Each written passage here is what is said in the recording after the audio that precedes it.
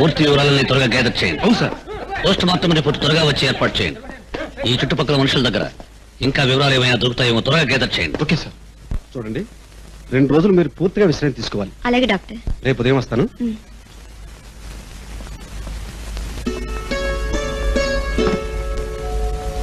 ఏమిటి సరోజ? ఝాన్సీ రా కూర్చో. ఏమిటా కట్టు? నా గొడవకేం గాని రాత్రి రిసీవ్ చేసుకుంటానికి స్టేషన్ కి రాలేకపోయాను. పాపం ఎన్ని ఇబ్బందులు పడ్డావు. సారీ.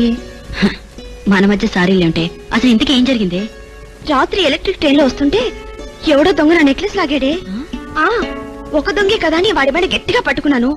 అంతలో ఆ పక్కన రెండో వాడు ఇనుప ఊచతో నా నెత్తి మీద కొట్టాడు. అంతే. కళ్ళు తెరిచేటప్పుడు నేను హాస్పిటల్లో ఉన్నాను.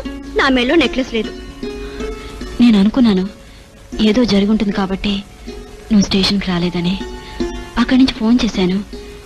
రింగ్ అవుతుంది కానీ ఎవరు ఎత్తనే లేదు.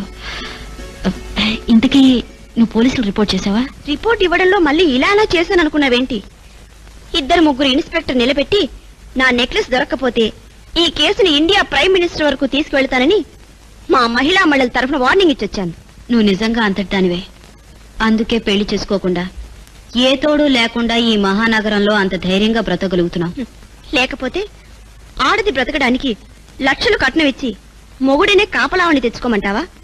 ధైర్యం ఉంటే ఒంటరిగానైనా సరే దర్జాగా బ్రతకొచ్చు.